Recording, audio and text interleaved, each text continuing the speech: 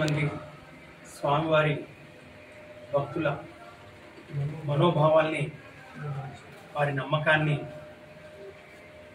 దెబ్బతీసే విధంగా లడ్డూ ప్రసాదంలో వాడే ఆవు నెయ్యిలో కల్తీ జరిగిందని చెప్పి అభాండాలు వేస్తూ నిరాధారమైనటువంటి ఆరోపణలు చేస్తూ మొత్తం ప్రపంచ దృష్టిని ఆకర్షించి ఈరోజు చంద్రబాబు నాయుడు గారు అలాగే మిత్రపక్షాలు కూటమి ప్రభుత్వం 100 రోజులు పూర్తి చేసుకున్న క్రమంలో వారి యొక్క పరిపాలన, వారి యొక్క వైఫల్యాల్ని, వారు చేసినటువంటి కార్యక్రమాలంతా శూన్యంగా ఉన్న నేపథ్యంలో డైవర్షన్ పాలిటిక్స్కు తెరలేపుతూ ఆంధ్రప్రదేశ్ ప్రజల దృష్టిని మరల్చే విధంగా ఈ యొక్క లడ్డూ వివాదాన్ని తెర మీద తీసుకొచ్చారు. చాలా దుర్మార్గం. తిరుమల యొక్క పవిత్రత, స్వామివారి ప్రసాదం యొక్క విశిష్టత, స్వామివారి పేరు ప్రఖ్యాతులు, వైభవం అన్నింటినీ కూడా ఈరోజు దెబ్బతీసే విధంగా చంద్రబాబు నాయుడు చేసినటువంటి ఈ ఆరోపణల ద్వారా, ఈ పాపాల ద్వారా ప్రజల మనోభావాలు దెబ్బతీశారు. కాబట్టి వాటి ప్రక్షాళన చేసే దిశలో ఈరోజు వైఎస్ఆర్ కాంగ్రెస్ పార్టీ ఇచ్చిన పిలుపు మేరకు ఈరోజు రాష్ట్రం అంతా కూడా ఆలయాల్లో పూజా కార్యక్రమాలు నిర్వహించడం జరిగింది. మాజీ ముఖ్యమంత్రి వర్యులు, వైసీపీ అధినేత శ్రీ వైఎస్ జగన్మోహన్ రెడ్డి గారు పర్యటన, తిరుమల పర్యటన అడ్డుకుంటూ వారికి ఉన్నటువంటి ఆ యొక్క గౌరవం కానివ్వండి, భక్తిని కానివ్వండి, దాని మీద కూడా బుద్ధి చెల్లే ప్రయత్నం చేస్తూ ఏదో డిక్లరేషన్ అనే ఒక వివాదాన్ని, కొత్త వివాదాన్ని తెర మీద తీసుకురావడం ఎంత దుర్మార్గం ఈరోజు అందరూ గమనిస్తూ ఉన్నారు. అన్ని మతాలను సమానంగా చూసే మతం మానవత్వం.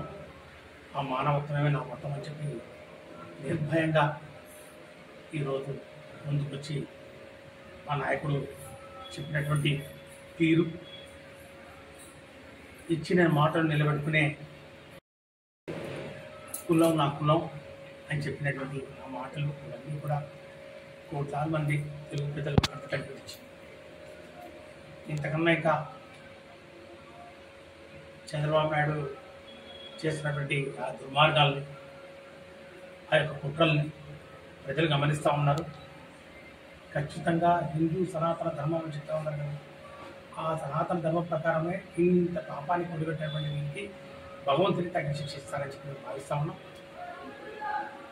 ఖచ్చితంగా నిజం నిలకడ మీద తెలుస్తుందంటారు. మేము కోరేది ఒకటే, సుప్రీంకోర్టు ఆ యొక్క ప్రజా ప్రయోజనాల వాద్యం ఏదైతే ఉందో దాన్ని స్వీకరించి ఖచ్చితంగా వారే దర్యాప్తు జరిపించాలి. కేంద్ర ప్రభుత్వం కూడా జోక్యం చేసుకోవాలి.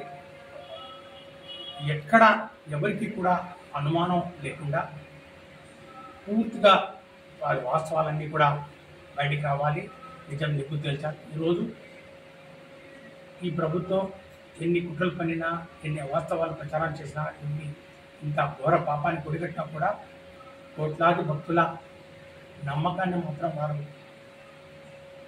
దూరం చేయలేకపోయారు.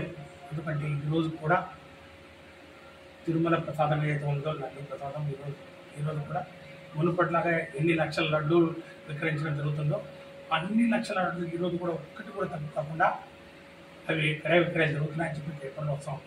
దాని అంతా భక్తుల యొక్క నమ్మకాన్ని, విశ్వాసాన్ని ఎన్ని కుటిల రాజకీయాలు చేసినా కూడా దాన్ని, ఆ నమ్మకాన్ని తీసుకువెళ్ళారని దానికి నిదర్శనం చంద్రబాబు నాయుడు గారు. ఈ ప్రభుత్వం చేసినటువంటి అన్ని ఆరోపణలన్నీ కూడా దాంట్లో వాస్తవాలు రాష్ట్ర ప్రజలందరికీ తెలుసు. కాబట్టి ఖచ్చితంగా రాబోయే రోజుల్లో ఒక నిష్పక్షంగా ఒక ఎంక్వైరీ రిపోర్ట్ ద్వారా ఇవన్నీ కూడా బయటికి రావాలని చెప్పి కూడా మేము డిమాండ్ చేస్తూ సుప్రీంకోర్టు పరిధిలో ఈ యొక్క విచారణ జరగాలని చెప్పి కూడా మేము డిమాండ్ చేస్తాం.